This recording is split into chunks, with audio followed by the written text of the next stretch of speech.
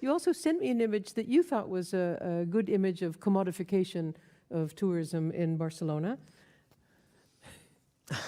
A good example of urbanalization. Yeah, and also a good example of the type of society we are living in. Let me put it in this way.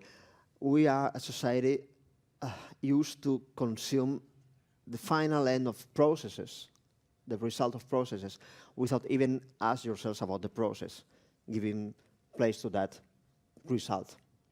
That's why my children, they need to go to a farm to learn that tomatoes, they are not in cans. They are grown from the earth. And milk, they come from cows. So in this wave of being every time more, let's say, far away from the origin of things, you see how the paella is something which is very difficult to be done. It takes time. Even for us, it's just a process. You need a lot of time to. And then there's a process that includes a local know-how, which is different depending in every place. If you have a paella in Valencia, it's one story. If you have a paella in Barcelona, it's one story, completely different.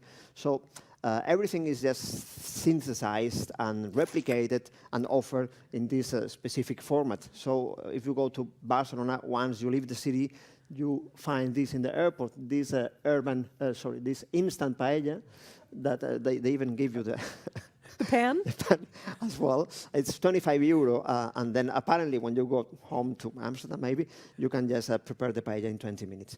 Believe me, it's impossible. It's impossible to cook a paella in 20 minutes. Every single chef will tell you that. You would eat something else. So I found that this was a very good, interesting example of how commodification of culture needs to anchorage itself in some iconic elements. And this is just retrofitting a kind of a discourse, which is just depending on at least no more than 10 issues. Gaudi, paella, Barça, the very best, the museum in Barcelona with more visitors is just the Barça Museum. Much. Really? Yeah, 40% more than the local history museum where I work. I'm a Barca supporter, by the way, but anyway. The thing is that you see how there are some icons.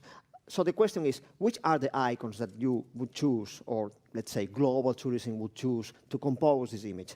Those icons that are simple to be replicated, easy to be understood, and able to link very easily the connections to provide this very urbanalized image of the city. That's why we have a Gaudi and we have a paella, but any single tourist know about what happened in Barcelona in the 19th century in the harbor. Some people tried to create an ideal city. Isn't it fascinating, this story?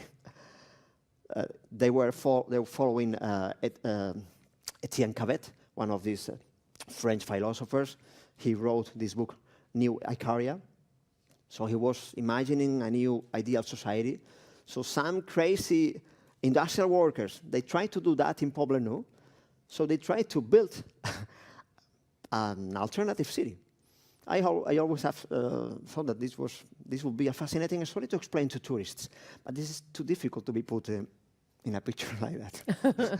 So basically, I think that this was a good picture to elaborate on the idea of commodification and Well, I have some pictures later on of other kinds of stories that Barcelona is also sharing with its tourists. So we will get back to this. I really had to laugh when you told me that your image of urbanalization was the Chinese visitors who come to, let's say, Venice, to buy a typical Venice carnival mask, which was made in China.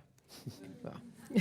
So basically you have... It's very easy to get cynical about this. No, but it's true. You have one Chinese tourist living in Beijing and one mask living the peripheries of Beijing.